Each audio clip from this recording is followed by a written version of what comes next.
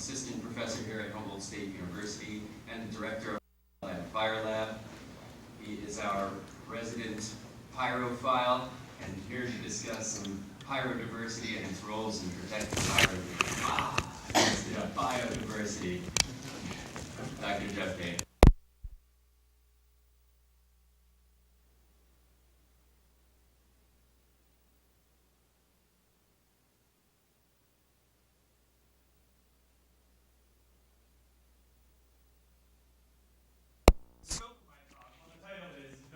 Bad fire, good fire, and the complexities and necessities of managing fire and for biodiversity in really an era of rapid change.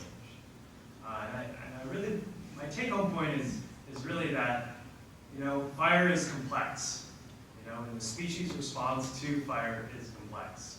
And so we can't forget about that when we want to manage for complexity, which is biodiversity. So Bobby's right, biodiversity equals biodiversity, and then what do we need to consider to appreciate that? This is a great image of a number of fires that exist over a 10-day period across the globe. So I think this demonstrates that we live on a fire planet. This is a fire planet. It's unique in that way, right? I mean, life is unique. Also, the fact that we have fire on this planet is unique. And it's been a part of this planet for a long time. In fact, if you look at this graph here, you can see what I want you to concentrate on is over here, way over here, 500 million years ago. The first evidence of fire on planet Earth was 500 million years ago, in the Silurian period.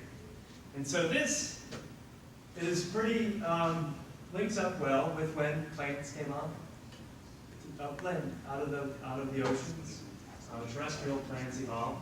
And so as long as there's been terrestrial plants on Earth, they've probably experienced fire to some degree. At least some of those plants did. And so fire's been on this planet for as long as there's been terrestrial plants. And that's pretty remarkable. Well before the 1,000 or so years ago, when we came on board, or at least Homo sapiens came on board. Okay? And they also used fire relatively early on.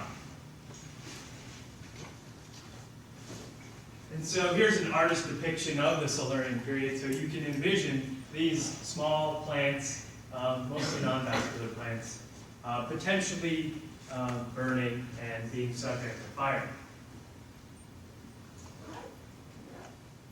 And basically, over that 500 million years, you can envision this fire as being a strong selective force. And that strong selective force is still present in the species we see today, especially the ones right here in California, even in Northern California. So here's knobcone pine, a species that's really well adapted to fire. It has serotinous cones. It only opens up when exposed to high temperatures from a fire. We have Oregon white oak that likes really frequent fires. It needs frequent fires to persist. Otherwise, it gets crowded out and outcompeted by species like Douglas fir. Madrone has really interesting adaptations to fire, potential adaptations to fire. It resprouts. It has fire-resistant foliage. It germinates after fire. It's pretty spectacular. Same with bear grass. I could go on, the list could go on. There's lots of species today that seem to have some kind of an ability to persist in the presence of fire. So I call it born to burn. They're born to burn, at least deal with areas that burn. And so I want to add a little complexity though, because it's not just that plants are adapted to fire, potentially adapted to fire, but it's that they're adapted to fire regimes. And what I mean by fire regimes is that it's the frequency, the intensity, and the severity of the fire. So the frequency is how often it occurs. How frequent are these fires? The severity is how much damage does it do? How much vegetation, how many plants die actually? How many trees die? Intensity is the amount of energy that is released from this fire. So there's three kind of broad categories of fire regimes that we like to talk about. There's low severity, not very damaging, high frequency, happening a lot. There's mixed severity, moderate frequency, so in the middle. And then there's very high severity but low frequency fire regimes. So these are three categories, but they're boxes, and all ecosystems and species reside somewhere along this gradient of fire regimes. And therefore, they've adapted their traits to succeed in these types of environments. So if you're in a high severity, low frequency fire and you rarely see fire, maybe every 100 to maybe every 1,000 years, you may not have any adaptations to fire because you can persist in the absence of fire. So there's no real true adaptation. Now if you're in a mixed severity or somewhat of a high severity with a moderate frequency, you may have certain adaptations. And what we seem to see, a consistent pattern is you have those serotinous cones like the knobcone pine open up with fire, release the seeds. You have lots of branches that are retained low on your canopy if you're a tree. And that's the idea, is that you're encouraging a higher severity fire. You want the fire to go up into the canopy. Another example of a trait that's adapted to mixed or high severity, moderate frequency fires is heat or smoke stimulated germination. This is a really unique feature. And what happens is seeds are in the seed bed, in the soil seed bank, and they need a little bit of heat and a little bit of smoke, the chemicals found in smoke, in order to break that hard capsule and germinate and establish after a fire has passed. So, and you've had subsequent rains. Now for this high frequency, low severity type fire regime type, you tend to have thick bark. You tend to have self-prune. You don't keep those lower branches. You get rid of them really early on. Or you have really flammable litter. So you burn up really fast and flashy. You get that fire in and out. And so you can persist. You have that thick bark if you're a tree. Okay? Whereas resprouting is another one, but that has potential, a lot of adaptations to different types of disturbances. And it can occur in any of these types of fire regimes. But it can also occur pretty frequently, both in the low or high frequency and moderate frequency fire regimes.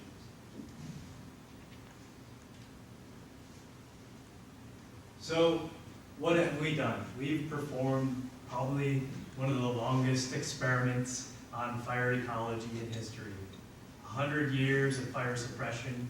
We've basically taken out fire from the ecosystems, whether it was through logging, so taking down the old trees and letting new young ones come up, and suppressing fire through active techniques, right? We blame Smokey the Bear, that campaign, right? Smokey is somewhat to blame, but society is to blame too.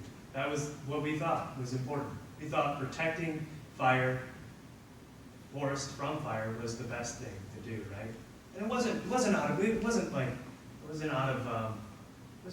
for a positive reason, right? That we suppressed fires. But I think it was a modern day, heliocentrism. We thought that the sun was rotating around the earth, and it was the opposite. Well, this is our moment where we were wrong, right? Fire was good, and we thought it was bad. And so we suppressed fires. And then as we got more industrial and had a lot of more equipment, we did it really intensively, right? And so fires or forests that were once more open became dense and suppressed and more susceptible to high severity fire regimes, where maybe they were once more prone for low severity or mixed severity fire regimes. Another thing to add was the logging aspects. That logging left a lot of slash down here. This is the 1910 burn, the big blow up they call it. And this was the, basically the result of a lot of slash from logging operations being left on the ground and a real dry period in 1910, leading to a big blow up of fire. Over 3 million acres burned that year in the US. And that was sort of the instigation to protection. And so this idea that fire was bad. But really what we've done in suppressing fire is we've changed the fire regime that these areas have. We've taken out fire. So where areas that were more frequent with fire, we've made it less frequent. So we've changed the fire regime. Remember, species are adapted to fire regimes, not just fire. So even though fire was coming in, it was a different kind of fire now, a dangerous fire. And so here's an example in Yosemite National Park of giant sequoia grove, where after 80 years even, we had lots of dense buildup of fuels and young trees coming in the absence of fire. Now, giant sequoia are one of those ones that have kind of serotinous cones. They're hemiserotinous. So they need somewhat frequent, somewhat higher or mixed intensity fire to open those cones, though they can do it without it. So that's why they're hemi. But they like bare mineral soil to establish the seeds, like to germinate in that. And so what was once no fire, where we were taking out fire, it became bad fire. So we've changed the fire regime, right? From low intensity, low severity, high frequency, to low frequency, high intensity, potentially high severity fires. And so here's this, it's 1960. And what we did was, here we are, we were really good at suppressing fires. We kept decreasing the amount of area that burned in the country until the 1980s.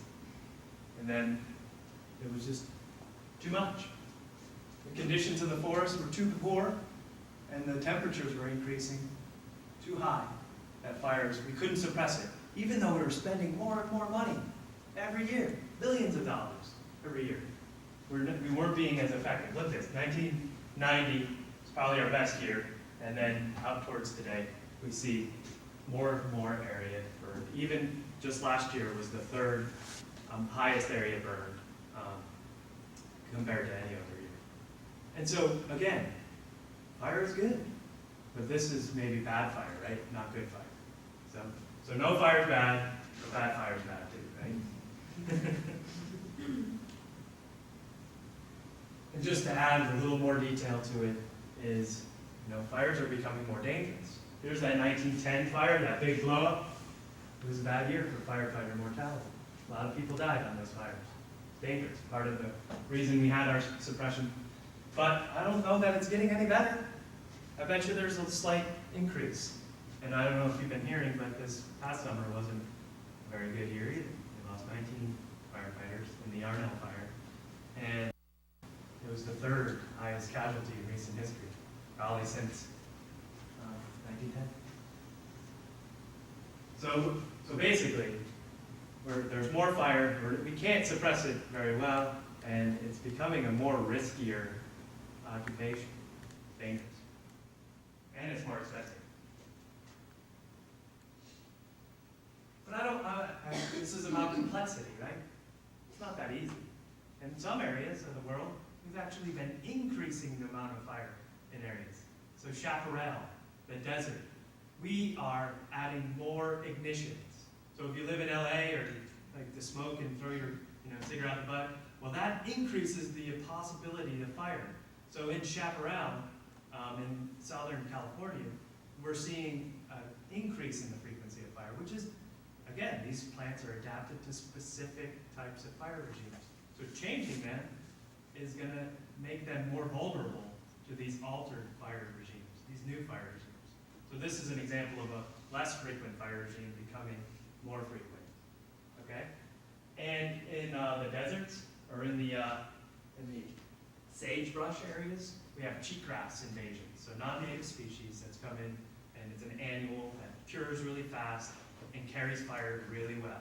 And so what happens is, if an ignition hits, these areas burn really well, where before they probably didn't burn very well before, and the cheatgrass kind of fills the inner spaces, which was probably mostly dirt and soil, and so that there's more frequent fire in these areas. They call it the grass fire cycle. So you get these invasive species of grass come in, they burn up, and then they do really well there. The sagebrush and other species don't do very well or don't respond as favorably, and you get this positive feedback, where you get really frequent fires, almost, semi-annually. So again, it's not just about removing fire, it's also about increasing fire in some areas. It's about that altered fire regime, okay? So we saw that, we were good at suppressing fires until 1990, and then we saw the big uptick, 1990 to the present, still today. And part of that is increasing global temperatures. And we've scientifically shown that the size of the fires is a direct correlation to increasing temperatures. Now, it's also about what we've done to manage forests through, promoting more younger, dense forests, through fire suppression. It's a legacy of fire suppression too, but it's also because of increasing temperatures. And what does increasing temperatures do? Well, it makes the fire season more longer, right? Extends the fire season. So it gets drier earlier. So fires, when they start, can burn longer into the season.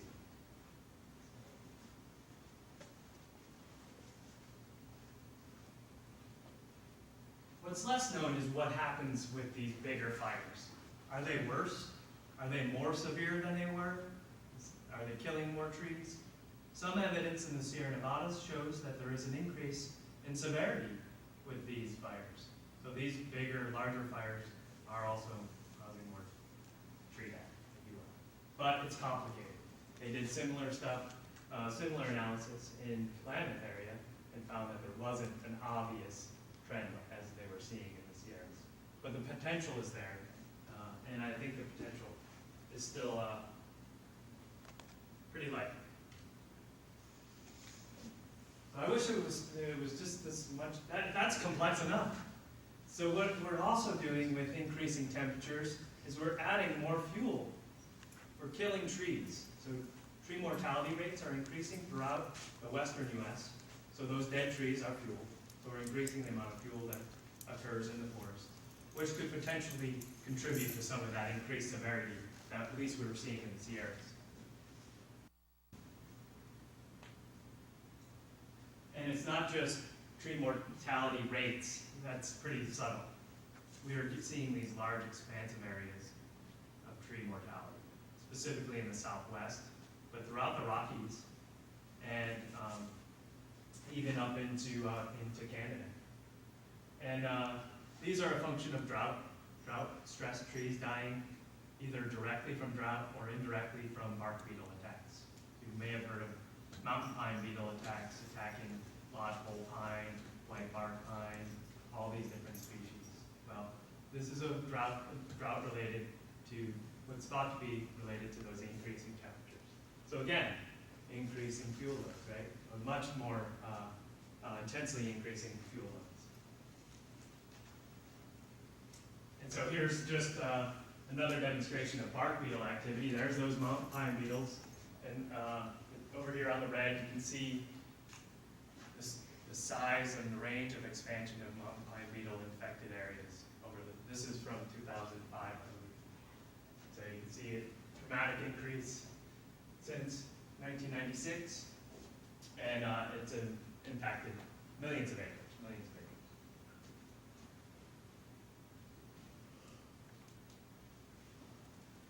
Here more locally on the coast, we have sudnote death.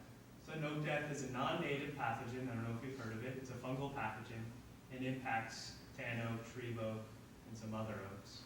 Tan oak is pretty widely distributed throughout coastal California. So here we are in 2000, small incidents of sudnote death, and then over through and projected into 2030, we see rapid expansion and projected expansion of sudnote death. So that's going to kill oak trees, tan oaks, add fuel to the fire. And a recent study has shown that in areas that were recently infected with sudnote death, where trees were recently dead, they still had dead leaves in their canopies.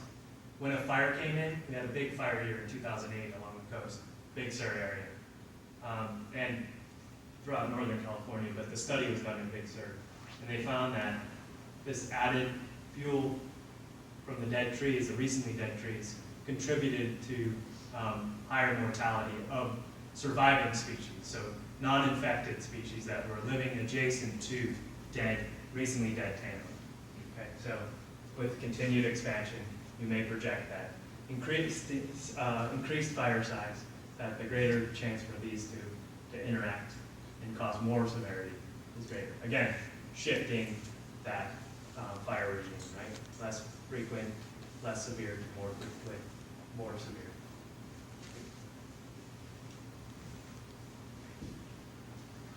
The nice thing is, we kind of know what we need to do. We've been studying how to treat these forests for a long time. First, we thought prescribed fire. That's the answer. We just need to reintroduce fire, right? At the right intervals, the right fire regime. Well, we weren't doing it. It was too subtle. It wasn't effective enough. It wasn't reducing the amount of fuels sufficiently. It wasn't killing enough trees. It was too dense still after a fire. So the idea was that what you needed to do is to thin out the forest a little bit more. And so, but thinning alone was bad. If you just thinned and you didn't do prescribed burn afterwards, you actually increased the risks of some of these fires. So here's an example of an area that was treated with prescribed fire and fuel reduction, thinning out the trees, thinning. This area was not treated at all. When it had wildfire hit these areas, you saw stand replacing fire regime in the areas that were treated with thinning or no treatment at all, but the combination of a little thinning and a little prescribed burning to get rid of those fuels that accumulated from the thinning was the best, of both worlds. So, and this has been repeated time and time again. There was a big debate in the scientific community about this, and it's been repeated, and it's demonstrated. So we know it.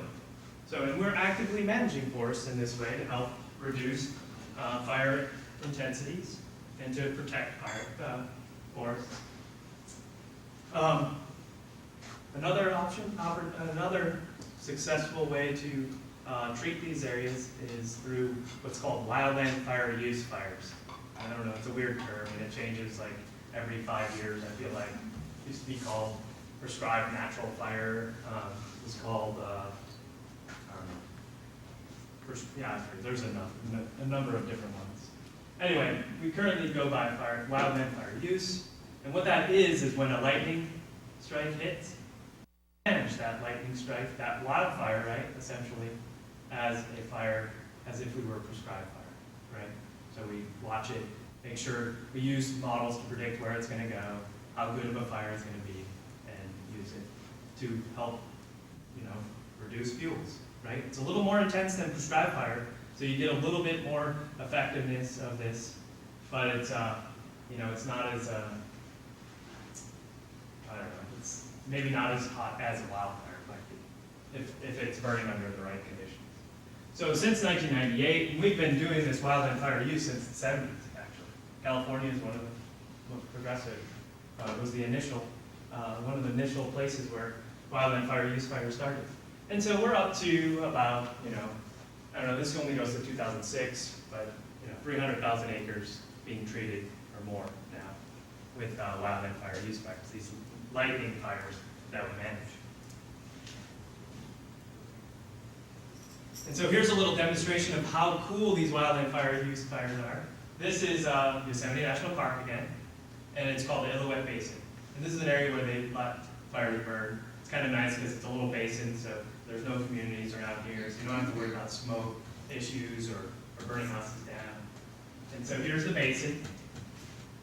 From 1930 to 1972, you can see there was no fires. In fact, all those little black dot blobs are suppressed fires. They were suppressing them until 1972, when they had the Wildland Fire Use Fire program. Here's a fire here's a couple of fires during 73 to 79. From 1980 to 1986. They're starting to join together like puzzle pieces, huh?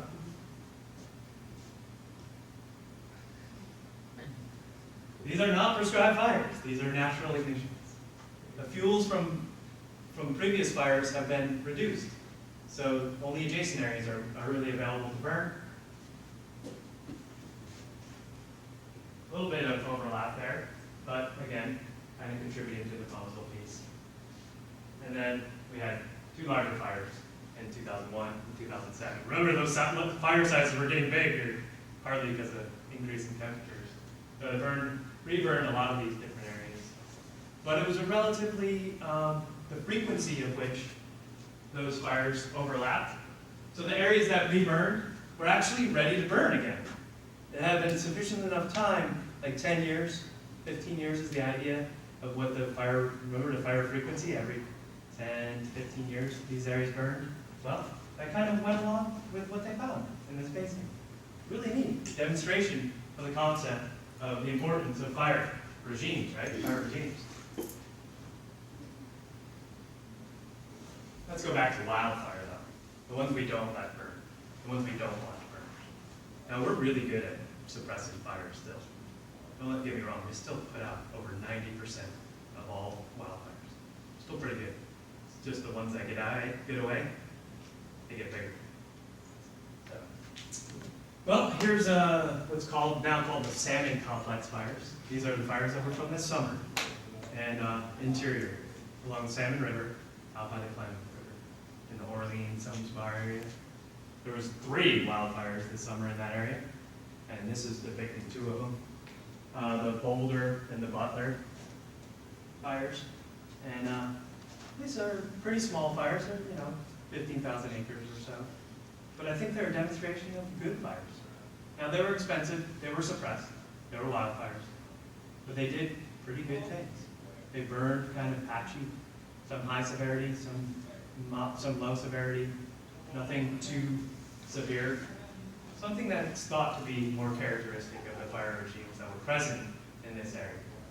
So these were 2 examples, technically wildfires, and they cost a lot to suppress, had some pretty nice benefits. Here's a picture from Thomas Dunklin, who recently flew over this area. And you can see, I don't know, it's kind of hard to pick up, but areas of green, areas of red, patchy distribution throughout there. Tend to get the red on the steep slopes and on the ridges, which is kind of normal. It's what you might expect. So the jury's still out on the overall quality of this fire, but I think in general, it seems to have burned pretty well. So when you hear that word wildfire in your brain or on the news, I ask you to question what's really going on, because not all wildfires are bad, not all wildfires are good, most of them are mixed, right? So we have to add a quantitative part, not just an emotional part, to when we think about wildfires. Speaking of which, the rim fire. If you haven't heard of the rim fire, it's the 3rd largest fire in California history. It burned this summer. I don't know if you saw the news. I don't know, I was on edge. I was like, wait, I know about fires, and I'm really concerned. Well, for good reason. It was a very hot fire. It was a very big fire. And you can see these big areas. Each color is a day's burn. And you see some of these areas, wow, it covered a lot of ground in a day. And it burned really hot, really severe. And it probably was a mixed wildfire, right, in its benefit, or maybe towards bad wildfire. Again, the jury's still out. We still have to evaluate it. But what you didn't hear too much, if you look up in this upper corner here, I'm too short, so I'll use this guy. You see these little clusters here? There's Yosemite National Park. Remember, they are the ones that do all that cool wildland fire use fires. Well, one of the nice things about the rim fire was the reason it was easy to stop, I should say, billions of dollars to stop, one of the reasons it did finally stop was partly because it entered into Yosemite, and at least that portion of the fire was a little bit easier to defend because they had done more fuel treatments, they'd done more prescribed burning, they'd done more wildland fire use fires. So you get a lot of bang for your buck if you do those things ahead of time. Now, if you reactively suppress fires after they're there, it's much more costly, even though it's an essential part too. Okay? So again, we kind of know what we want to do. We know what we need to do. We need more wildland fire use fires. We need more treatments, like prescribed fire, thinning treatments. as well. But here's what we treat annually, at least in the Sierra Nevadas, in California. I don't know what that is. Maybe, it almost looks like 50,000 acres. Hectares. Well, here's what annually burned historically for each of the forest types. So much more burned every year than what's currently burning. Well, you do the math, you multiply that over 10, 20, 30 years, and you get this back.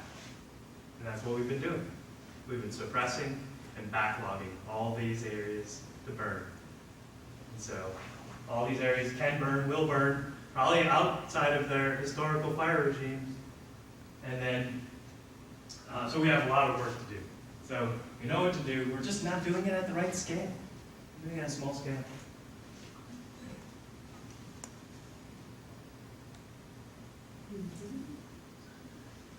So, what's the future? That was a little glum. I don't know. Hopefully there's a little seeds of good ideas in there. But I do want to advocate that biodiversity yields biodiversity. This is a biodiversity conference. And so you can't get there without fire in a lot of instances. And not just fire, right? Particular fire regimes. So we have to know what are these species adapted to? What types of fire regimes are they adapted to? Make sure we're allowing for these types of fire regimes to persist on the landscape. So in some cases, yeah, we need to reintroduce very low severity, low intensity, high frequency fires. In other areas, they don't really experience fire very often. And they could be at risk of experiencing fire more frequently than they would have historically. Right? Areas like Brewer spruce, they're high elevation. They burned every now and again. But if fire is going to continue, the fire size is increasing, it could potentially put species like Brewer spruce at a greater risk than historically was common. Pay it forward, right? We hear that as a personal slogan of being better people is, do good things and it'll work out and be a better way. Well, we need to do that from a fire management perspective. We need to administer more treatments on the ground in advance of fire seasons and pay less to suppress, right? Pay less to suppress, more upfront. And so these areas that we're putting in millions of dollars, can also be used to pay to treat areas. It's easier said than done. It's easier to be reactive than proactive, right? It's like our health.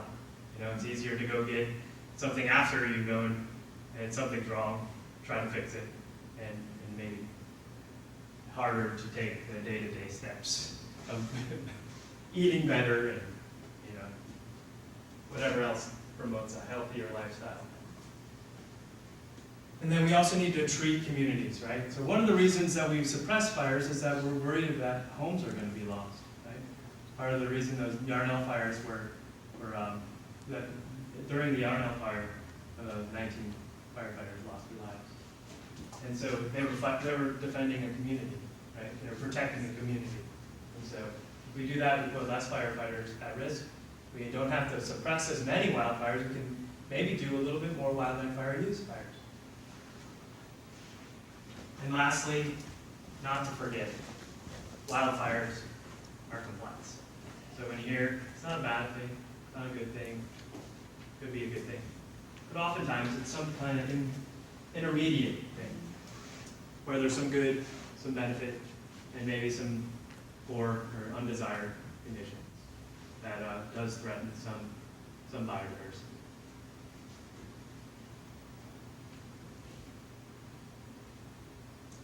So here's an example of a good fire and good smoke. Here's the Grand Canyon, and the canyon is filled with smoke from a prescribed fire. The north rim of the Grand Canyon is a very national park land, and they do a lot of great prescribed burning on the north rim. And this particular day, they smoke-filled the Grand Canyon, and they had a great outreach campaign to tell the visitors that, hey, this is a part of what we need to do to manage this landscape, and they were pretty accepting of it. And so we can get there. We just have to, work to get there and be more informed and be more proactive So that's what I ask you guys, to be more informed, more proactive about the importance of fire, to manage, not only, protect communities, manage forests, and protect biodiversity. Thanks for your attention. Appreciate it. Do you think that building codes being changed on the periphery of wildlands is happening fast enough to be able to make it so suppression will start to become less of a reality in the next 15 or 20 years? Because I know in Southern California and Riverside County, they've actually made it illegal to build wood frame constructions on the edge of the wildland area. Absolutely. I mean, there's a multi-pronged approach we need to take. So what you're referring to is the whole wildland urban interface kind of issues, which I didn't touch on too much. I did make some reference to. And so a lot of times we blame the people. Oh, why would you build there? Why wouldn't you, And there's something to that, So building code, the materials you use to build these houses in fire-prone areas is really important. And so that is one prong of the many-pronged approach. On the other side is saying, wait, they live in more fire-prone areas because of past management policies. Now, maybe that doesn't count for some Southern California areas, but in other areas, they live in denser forests, not because they moved there because of, or they've altered it, but we've altered those landscapes. So again, it has to be approached on two ends. Can't do, the finger pointing on one end or the other, which has happened in the past. But, it's a multi-pronged approach. We need to get together, find the best solutions, and work to solve the problems to the best of our ability. Yeah. Yes? Me? I read somewhere, and I think it was on the Forest Service website, that at least some of the salmon complex fires were arson caused. And I wondered if you could comment on that, and also whether arson caused fires can be used for wildland fire use. Yeah, I'll give you the $10 later. Thank you. Well, those two fires that I showed you were both arson fires. The Butler and the Boulder, the Salmon River. So they weren't lightning fires. So that's why they were suppressed. They were also threatening communities too. So that's why they were suppressed. And so that is a reality that happens. It's unfortunate. But I think there's something to be said about using these fires as opportunities to do treatments and not just treat them. Right now we have at least on the books, we suppress these fires because they're arson fires, and they're usually near adjacent to communities. So that's another consideration. So we're probably going to be a long way to get to there, but I think that's a progressive idea that all ignitions have some utility. Now, one of the issues that I read recently that why they don't do that is that if an area burns up, they're supposed to, and say I started the fire, they want to charge any damage to me, they want to sue me for any damages. So if we manage that or something else, how do you deal with that situation? So there is some legal oddities to have to manage, but still there's ways around that, I think. I don't know if it's because you've been talking so much about fire that my mind is playing a trick on me, but do you smell fire right now? For smoke? Do you smell it too? I don't know. I don't know, it smells like it's... I don't smell it though. I'm usually pretty sensitive. Yes? I was wondering if you knew about, we were talking about sudden oak death playing a role in fuel loading as far as trees dying. I wonder if there's any correlation with warmer temperatures inducing sudden oak death. So, I'm not sure. I don't know that that's... What I do know about sudden oak death is it likes really moist areas. So higher temperatures is probably going to limit sudden oak death in some well because it dries out the soils and dries out the substrate. And so at one end it'll limit it. So they like a lot of real moist areas, like a lot of fungus, right? Yeah. So yeah, I'm not sure, but yeah. Climate change is starting to affect the snowpack in California. It's affecting. Has been affecting. Oh yeah. But is that really limiting the window of opportunity that you have to do prescribed burns? Because I know a lot of times prescribed burns will only be allowed in certain areas if the moisture content of the soil stays above a certain amount. So with that earlier snow melt and earlier drying, is that affecting the times that you can actually get permits to go out and do that work? Absolutely. I mean, there's a lot of, I mean, I could do another talk on the barriers to prescribed burning. Okay. And there are a lot. The latest one to add to that list is government shutdown. I didn't realize that one was in there.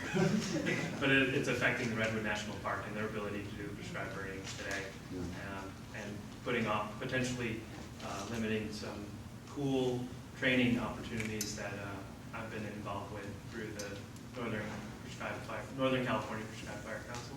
That wants to bring a bunch of people, train them to do prescribed fires and treat some areas regionally. So, I mean, there's a lot of obstacles to prescribed fire. You're right though. Earlier seasons, earlier drying is one of them. They call it burn windows, really narrow burn windows. Air quality is another issue too. So. I was gonna ask about difficulties for prescribed fire. Yeah, Under so. the toll, we have one plan, or there's probably a couple, but I'm thinking of one, but our window, it's been set off, or like put off for many years, even though we've done the bidding.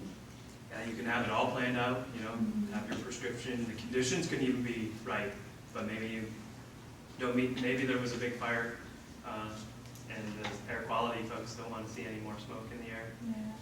That's one thing that happens a lot, or you just get rain. And that you had a few days that were perfect, but maybe you didn't have the resources you needed right away to, you know, I don't know, there's lots of barriers to prescribed fire, unfortunately. But I think the more we try to do it, the other thing that we have to, and same with wildland fire use fires, even though they're not, you know, technically prescribed fires, they have to operate under prescribed conditions. So it could theoretically be more difficult to allow those to burn as well. And last year, there was this reeding fire in Alaska National Park. That was a wildland fire use fire, and it kind of got out of control, hit a pocket of lodgepole, transitioned into a canopy fire in some portion of it, and carried much further, and it got out of control and became a wildfire. And you know what? And there was a lot of finger pointing, who was to blame. And I think we don't make progress if we don't push the envelope a little bit. And even though that's not a desired condition, we can't shut down those ideas, that management tool.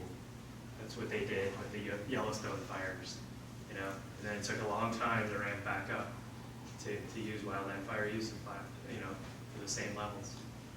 So yeah, let's learn from these experiences. Some of them are going to become wildfires, but we're trying to do the best, right? And so, as long as we're not, you know, grossly negligent, you know, in doing it, I think there should be some leniency, I guess, from the public and from, I don't know, it's easier said than done. The public is a diverse group, you know, so these types of events I think are really important to help nurture an idea that, well, you want to pay it forward, do it now. You want to have wildfire that we don't like. We all agree we don't like later on. So yeah. Any other questions? Well, again, thanks for the time and for taking your nice day to come and listen to me talk.